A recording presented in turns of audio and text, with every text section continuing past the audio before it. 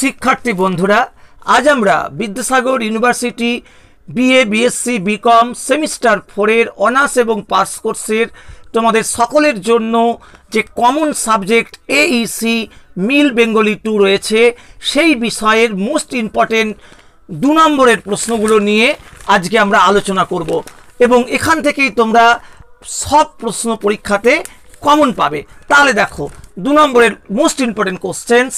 1 নম্বর, আবৃত্তি কাকে বলে?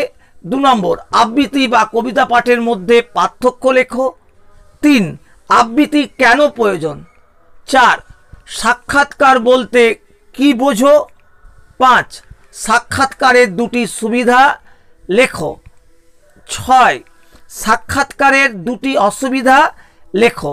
দেখো এই যে 2 নম্বরের প্রশ্নগুলো, এই 2 নম্বরের প্রশ্নগুলো তোমাদের যেহেতু সিলেবাস খুবই ছোট, মাত্র 4টি টপিক তোমাদের এখানে রয়েছে এবং টপিকগুলো তোমাদের খুবই সহজ টপিক, সে কারণে তোমাদের কিন্তু প্রশ্ন কমন পেতে কোনো রকম সমস্যা হওয়ার জায়গা নেই। তোমাদের যে সিলেবাস সেখানে বক্তৃতা, বিতর্ক, সাক্ষাৎকার এবং আবৃত্তি, এই 4টে বিষয় তোমাদের রয়েছে। সেই কারণে এখান থেকে তোমরা যদি যে আমাদের আগের যে ভিডিও যেখানে লং প্রশ্ন বলা হয়েছে সেই লং প্রশ্নগুলো তোমরা যদি ভালো করে করে নাও, তার মধ্যেই তোমাদের কিন্তু এই শর্ট প্রশ্নগুলো হয়ে যাবে, সেক্ষেত্রে উত্তর লিখতে কোনো রকম সমস্যা হবে না।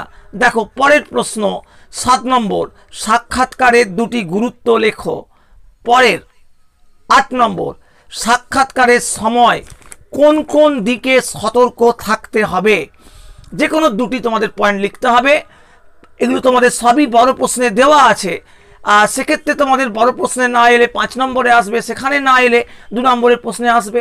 পরের প্রশ্ন দেখো, সাক্ষাৎকারের প্রকারভেদগুলি উল্লেখ করো। 10 নম্বর প্রশ্ন, সাক্ষাৎকারের 2টি বৈশিষ্ট্য লেখো। পরের, বক্তৃতার দক্ষতা বৃদ্ধির 2টি উদাহরণ দাও।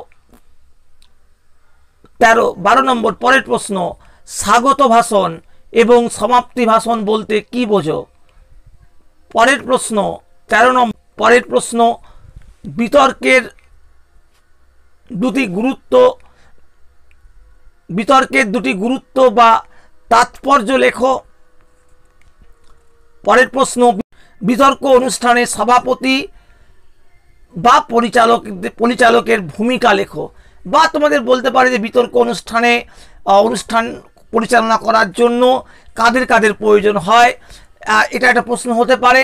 তাহলে এখানে তোমাদের মোট 15টা প্রশ্ন আমরা বললাম এবং এই 15টা প্রশ্নের মধ্যে তোমরা কিন্তু খুব সহজেই তোমাদের যে 5টা প্রশ্ন লিখতে হবে, আশা করা যায় এখান থেকে তোমরা প্রশ্নগুলো কমন পাবে।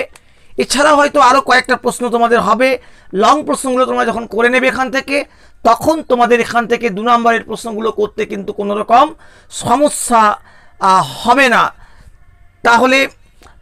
তাহলে এ পর্যন্তই। তোমাদের সকলের পরীক্ষা ভালো হোক।